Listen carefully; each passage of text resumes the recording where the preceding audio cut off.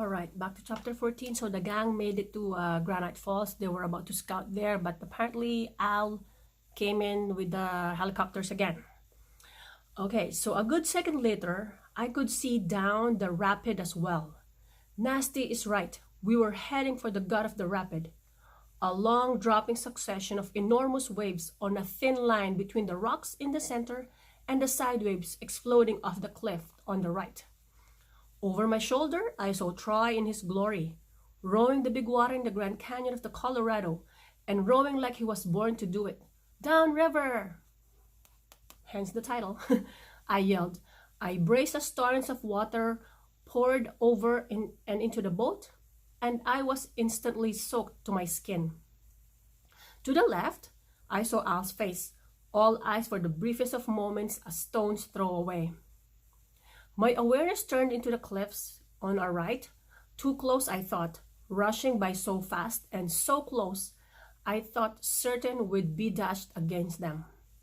Whenever a wave recoiling off the cliff threatened to turn us over, I could feel the boat cocked to face it, and we stayed upright. It was over fast. At the bottom, we squeezed barely to the right of the hole that would have flipped us, and rode up and down the tall tail waves. I rejoiced to see that Freddy's boat had come through a swell with no swimmers. Troy was standing and pointing back upstream, laughing. I spotted the 4 men, tiny figures now, atop boulders along the shore at the head of the rapid. After several miles of flat water, we neared Hermit, and the helicopter hovered around us, above us. As it turned out, Hermit was easy to scout from the river. Troy stood up and yelled, "Read and run!" And that was we did. With a perfect run down a roller coaster of huge waves, Hermit wasn't scary at all. Down a roller coaster of huge waves. Hermit wasn't scary at all. Just good, clean fun. And we were sure enjoying and having the audience. Adam said as our boat floated side by side toward Crystal, "The legendary river pirates. They will never scout and never be, and we never show fear." We ran another rapid that we knew couldn't be Crystal. Crystal was a 10. Then we floated again in tandem, holding the boats together. We began to hear the thunder, rolling thunder, booming its way up the canyon from the blackening clouds downstream. As soon as the first lightning bolt struck, the helicopters turned and fled upriver. Pug launched imaginary rockets at the fleeing enemy, while Rita and Adam did a victory dance in the front of the paddle raft. Troy was laughing. "Looks like our friends can take a little weather." Looking downstream, I could see a white band of quartz angling from the river and running skyward through the black rock of gorge. The next moment, I couldn't see the bright band at all, or even the gorge. A dark wall of rain was marching up the canyon.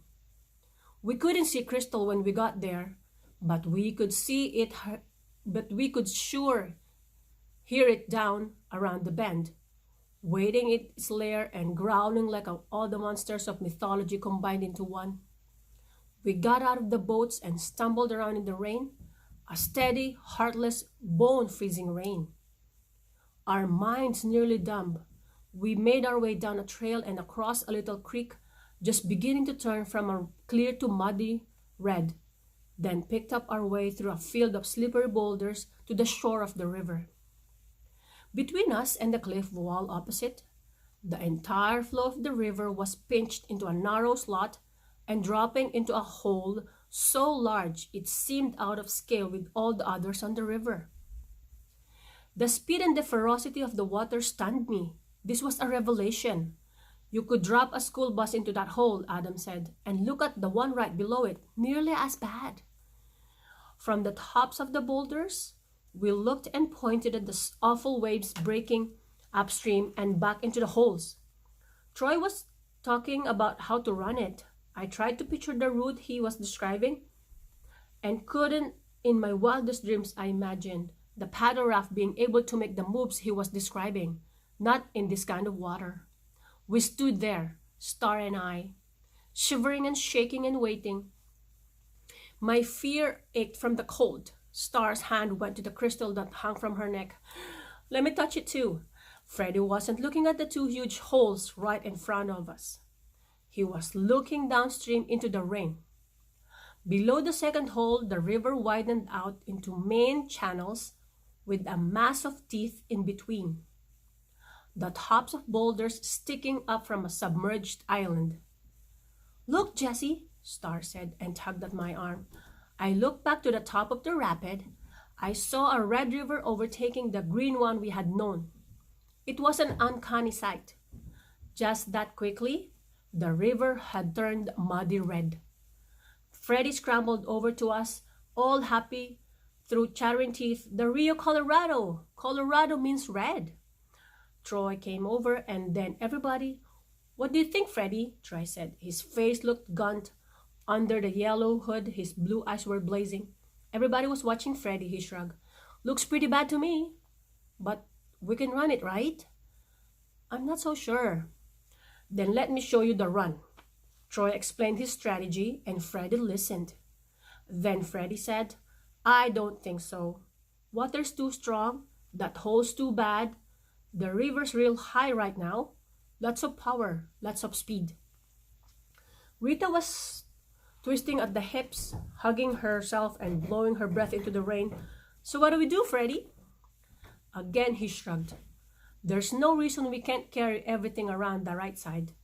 "You mean walk?" Troy said. "Portage? Look how far it is down there." "It's a lot of work," I said, trying to help out. "But we know we'll get through it safely." He gave me a look, like he wanted to reach out and hit me. "I can't believe this. Do you guys have any idea how much work that would be? Carrying all our stuff through this boulder field? Look, have we had any trouble so far? How many times have I flipped? Tell me that." "That's right. Zip, zero, nada. And I'm going to make it through this one too, Freddie." "I can't believe you. You guys have only flipped once, and that was on the first day. I mean, you ran Granite Falls without even looking at it. How do you explain that?" "I can see this one," Freddie said softly. "I can see how bad it is. And I knew Granite wasn't a 10. This one's a 10, and I can see why." Troy's face was all red. "Horn Creek was a 10 in that stupid book." Maybe not at the water level we did it at," I pointed out for the sake of accuracy. And even more because I didn't want to be silenced. I sure didn't want to run Crystal. I gladly helped Freddie haul the stuff around. Troy turned on everybody. "Look, we're going to run it, okay?" "Troy," I pleaded, "let's live to run another day." "Hey, Jessie, if Troy says we're running it, we're running it." "What a bunch of wimps, Professor's daughter," said Pug. I knew that would come up sometime. I snapped back the last thing I would have guessed, and I'm not even sure why. "I'm proud of my father, Pug, and you get out of my face." I noticed Adam looking away. This wasn't his idea of a good time. "So let's get started," Troy said. "Sorry," said Freddie. "I'm walking. If we lose the boat in then what happened to us?" Only Freddie, I realized, only Freddie would have the courage to stand up against Troy. The rest of us were sheep and had been all the way down the river. I looked to Star. She was plenty relieved too. "We can carry around and be all ready when you run," Freddie said helpfully, "in case anything happens." "Wait a minute, Troy," I said. "I want to get something clear. When you say us, I hope you don't mean me." "I'm walking." Troy acted like I'd stab him in the heart or something. "Well, thanks a lot, Jessie. Thanks for the vote of confidence. It's good to know who your friends are." Oh my goodness, they're fighting. His eyes moved quickly to Pug, then to Adam. "Adam, will you run it with me?" Adam looked so confused, all of out of jokes and looking his age for once, standing there shivering in his suddenly ridiculous ninja suit. Troy's eyes locked on him. Troy didn't say another word. Adam's face ran the gamut of emotions, and then he ended up with a silly little smile. He drew his sword, brandished it menacingly at the rapid, then bowed. The rain slackened, and we carried the dry bags through the long boulder field down to the... Wait, did I miss a page? Oh no, I didn't. The rain slackened, and we carried the dry bags through the long boulder field down the surf-lapped beach near the end of the rapid. Trudging back through the boulders, I remember how the guide said that the crystal never ever been used to be a rapid. I mentioned it to Freddie as we walked. 1966. All these boulders were washed into the canyon in one shot. Freddie really liked thinking about it. These rocks out in the river making those holes. Think how big they are. The river can't budge them. But they were washed down this side canyon pretty neat. Now all we had to do was carry the paddle raft down, over in the gearboat. Troy and Adam were making sure everything was secured and were cinching their life jacket one last time. We didn't talk to them. Obviously, they were nervous as could be. Pug stood watching them wistfully, wishing he'd been honored with the invitation that had gone to Adam. We simply said good luck, shouldered the paddle raft, and started our portage. As we crossed the creek and started onto the boulder field, we heard a shout above the roar of the rapid, and we looked upstream to see a brave, remarkable, idiotic sight.